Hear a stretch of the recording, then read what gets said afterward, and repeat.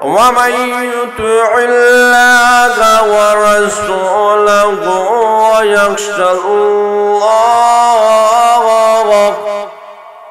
আল্লাহ রাব্বুল আলামিন বলেন যেই মানুষগুলো সর্বপ্রথম ওয়াবাইয়ুতুল্লাহ যারা আল্লাহর আনুগত্য করবে। এক নম্বর কার আনুগত্য করা? জোরা বলেন কার? এক নম্বর হলো যারা আল্লাহর আনুগত্য করবে।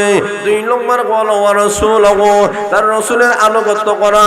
তিন নম্বর হলো ওয়ায়াশাল্লাহ আল্লাহ রাব্বুল আলামিনকে ভয় করা। চার নম্বর হলো ওয়ায়াত্তাকি যারা গুনাহ থেকে বেঁচে থাকবে। আল্লাহ রাব্বুল আলামিন বলেন এই চারটা কাজ যারা করবে এরা দুনিয়াতেও সফল হবে, পরকালে জাহান্নাম থেকে মুক্তি পেয়ে আল্লাহর তিনি জান্নাতের মেহমান হয়ে যাবে।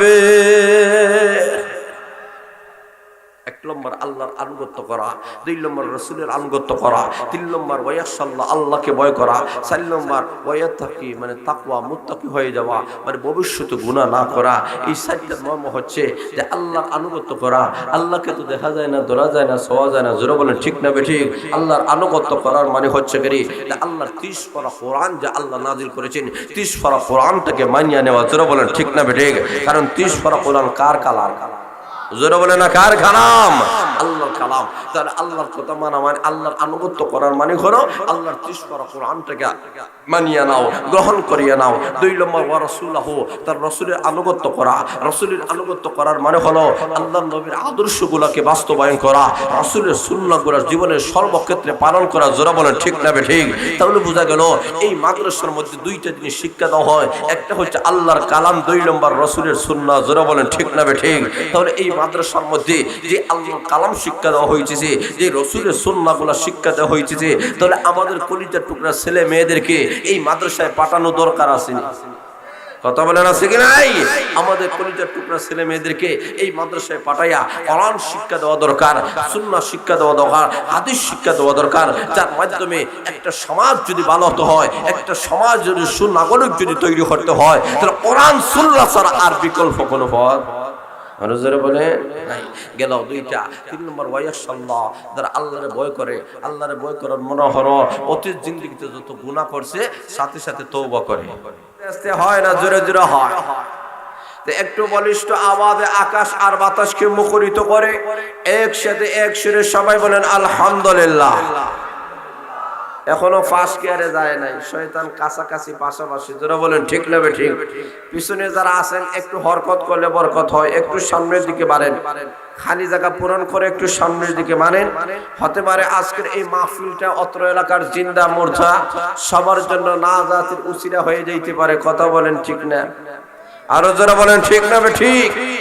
আমি আপনাদের সামনে আজকের এই মহাসম্মেলনের যিনি আয়োজন করেছেন নন্দিত ব্যক্তিত্ব তরুণ আলিমে দ্বীন হযরতুল আল্লামা হযরত মাওলানা হাফিজ তোহা হুসাইন সাহেব দামাত বরকাতুল আলিয়া, ওনার সুবাদে আপনাদের সামনে অতি সংক্ষিপ্ত আকারে কয়েকটি কথা বলে বিদায় নেওয়ার চেষ্টা করব। যেহেতু আমার আরেকটা মাহফিল আছে, সেই মাহফিলে আমাকে যথাসময়ে উপস্থিত হতে হবে। অতি সংক্ষিপ্ত আকারে আপনাদের সামনে কোরআন হাদিস থেকে কিছু আলোচনা করার চেষ্টা করব। মহান আল্লাহ রাব্বুল আলামিন যেন আমাকে ইখলাসের সাথে বলার, আমাদের সবাইকে যেন আমলে নিয়তে শোনার তৌফিক দান করেন। সবে বলেন আমিন। বাইরে আসুন, আমরা যে মাহফিলে আজকে আমরা বসলাম, এই মাহফিলের অত্যধিক দাম আছে, অত্যধিক সম্মান এবং অত্যধিক মর্যাদা। আল্লাহ রাব্বুল আলামিন ফেরেশতাদেরকে, আল্লাহ রহমতের ফেরেশতাদেরকে পাঠান, এরা মাহফিলের চতুর্দিক দিয়ে ওরা অবস্থান করে। তা আল্লাহ জিজ্ঞেস করেন, ওরে ফেরেশতারা এই মাহফিলে কোন কোন শীতের মধ্যে দিয়েও এই বান্দারা মাহফিলে বসে আছে কেন? বসে থাকার কারণটা কি? ফেরেশতারা বসে বলে আল্লাহ এরা বসে থাকার আল্লাহ রাব্বুল আলামিন বলেন তাদেরকে মহান আল্লাহ দুনিয়াতে যেমন অবদস্থ করবেন, কিয়ামতের কঠিন ময়দানে তাদেরকে অবদস্থ করে জাহান্নামের লাকড়ি বানায় দিবেন। আর যারা বলেন ঠিক না বেঠিক? এই বাংলার জমিন এটা 95 ভাগ মুসলমানের জমিন। আর যারা বলেন কথা বলেন ঠিক না বেঠিক? এই বাংলার জমিন ওলি আউলিয়াদের দেশ। আর যারা বলেন ঠিক না বেঠিক? এই দেশ মসজিদের দেশ, এই দেশ মাদ্রাসার দেশ, এই দেশ 360 আউলিয়ার দেশ, এই দেশ বড় আউলিয়ার দেশ, এই দেশ উলামায়ে কেরামের দেশ। তোরা বলেন ঠিক না বেঠিক? সেই বাংলার জমিনে যেখানে ৯৫% মুসলমান জাতি রয়েছে, সেই বাংলার জমিনে সেই ইহুদি খ্রিস্টানের ট্রান্সজেন্ডার বাস্তবায়ন করা যাবে না। আর যারা বলেন ঠিক না বেঠিক? বাংলাদেশে নতুন একটা ইস্যু শুরু হয়েছে, ট্রান্সজেন্ডার। কথা বুঝেন নাই মনে হয়? আর যারা বলেন ঠিক না বেঠিক? সপ্তম ক্লাসের মধ্যে শরীফ থেকে শরীফা ওই গল্প পড়ায়। যারা বলেন নাউজুবিল্লাহ।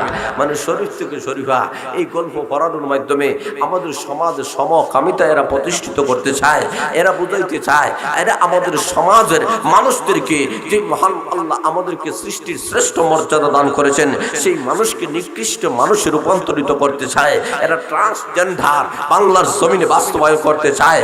এর মাধ্যমে বাংলার জমিনের মুসলমান জাতিদেরকে সমকামিতা নামক পাপ শিক্ষা দিতে চায়। কিন্তু বাংলার ৯৫% মুসলমান জাতি থাকা সত্ত্বেও যেই দেশে আল্লাহু আকবারের সূর্য, আল্লাহু আকবারের ধ্বনির মাধ্যমে সূর্য উদিত হয়, যেই দেশে আল্লাহু আকবারের ধ্বনির মাধ্যমে সূর্য ডুবে, সেই বাংলার জমিনে ট্রান্সজেন্ডার এজেন্ট বাস্তবায়ন করা যাবে না, যাবে না, যাবে না।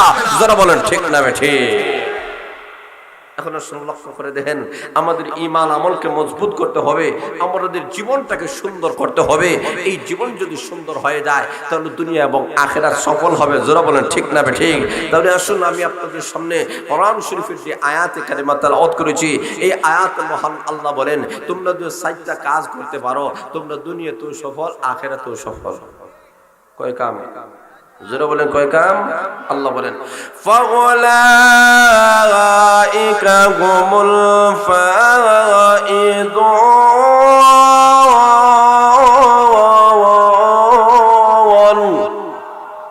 আল্লাহ রাব্বুল আলামিন বলেন এই মানুষগুলো দুনিয়াতেও সফল হবে, আখিরাতেও সফল হবে। কাজ কয়টা? যারা বলেন না কয়টা? শুনতে রাজি আছেন? যারা বলেন রাজি আছেন? কে কে ৪টা কাম আল্লাহ রাব্বুল আলামিন শুরুতে উল্লেখ করেছেন? যারা বলেন আল্লাহু আকবার। আল্লাহ বলেন ওয়া মান ইউতি'ইল্লাহা ওয়া রাসূলাহু ওয়া ইয়াখশাল্লাহ। আল্লাহ রাব্বুল আলামিন বলেন যেই মানুষগুলো সর্বপ্রথম ওয়া মান ইউতি'ইল্লাহ, যারা আল্লাহর আনুগত্য করবে। ১ নম্বর কার আনুগত্য করার? যারা বলেন কার? ১ নম্বর হলো যারা আল্লাহর আনুগত্য করবে। ২ নম্বর হলো ওয়া রাসূলুহু, তার রাসূলের আনুগত্য করা। ৩ নম্বর হলো ইয়াখশাল্লাহ, আল্লাহ রাব্বুল আলামিনকে ভয় করা। ৪ নম্বর হলো ইয়াত্তাকি, যারা গুনাহ থেকে বেঁচে থাকবে। আল্লাহ রাব্বুল আলামিন বলেন এই ৪টা কাজ যারা করবে এরা দুনিয়াতেও সফল হবে, পরকালে জাহান্নাম থেকে মুক্তি পেয়ে আল্লাহর তৈরি জান্নাতের মেহমান হয়ে যাবে।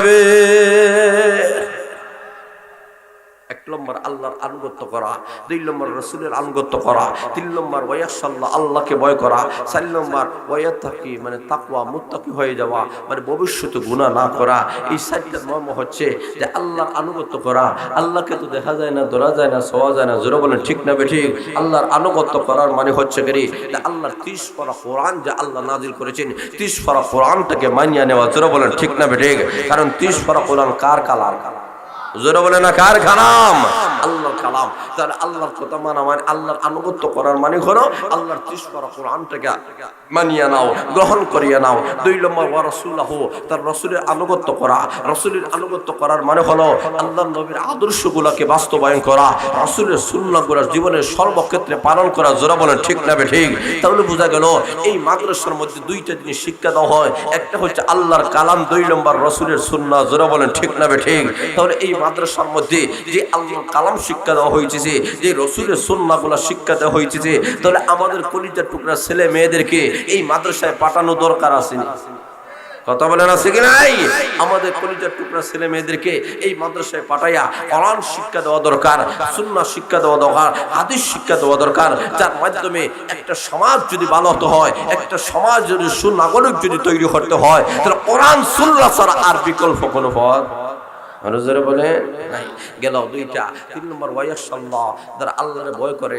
আল্লাহরে ভয় করার মনোহর অতীত জিন্দেগিতে যত গুনাহ করছে সাথে সাথে তওবা করে, সুবহানাল্লাহ নাই, তওবা করে মনে করেন মাহফিলে আসার আগে অনেক গুনাহ আমরা করে মাহফিলে চলে এসেছি, এই মাহফিলটাকে জীবনের শেষ মাহফিল মনে করে চোখের পানি ফেলাইতে আমরা কাঁদতে পারি, তওবা করতে পারি, মহান আল্লাহ আমাদেরকে নিষ্পাপ বানাইয়া বাড়িতে পৌঁছে দিবে। তাহলে তওবা করলাম। ৪ নম্বর ওয়ায়াতাফি, এই যে তওবা করলাম আর কোনোদিন গুনাহ করা যাবে না। নামাজ ছাড়ছে আর নামাজ ছাড়া যাবে না, রোজা ছাড়ছে আর রোজা ছাড়া যাবে না, গুনাহ করছে গুনাহ করা যাবে না, মানে সকল প্রকার গুনাহগুলোকে বর্জন করতে হবে। আল্লাহ বলে এই ৪টা কাজ যারা করবা এরা দুনিয়াতেও সফল, আখিরাতেও আরো জোরে বলেন সফল। এই ৪টা কাজ করতে কারা কারা রাজি আছেন? হাত তুলে দেন, হাত তুলে দেন। রাজি আছেন তো ইনশাআল্লাহ? আল্লাহ আমাদেরকে সবাইকে কবুল করেন, সবাই বলেন আমিন। আরেকটা মাহফিলে যেতে হবে, আমার আলোচনা এখানে শেষ। সবাই হাত তুলেন, মুক্তসর দোয়া আলহামদুলিল্লাহ। আলহামদুলিল্লাহিল্লাযী হাদানা লিহাযা ওয়া মা কুন্না লিনাহতাদিয়া লাউলা আন হাদানাল্লাহ। রব্বানা যালামনা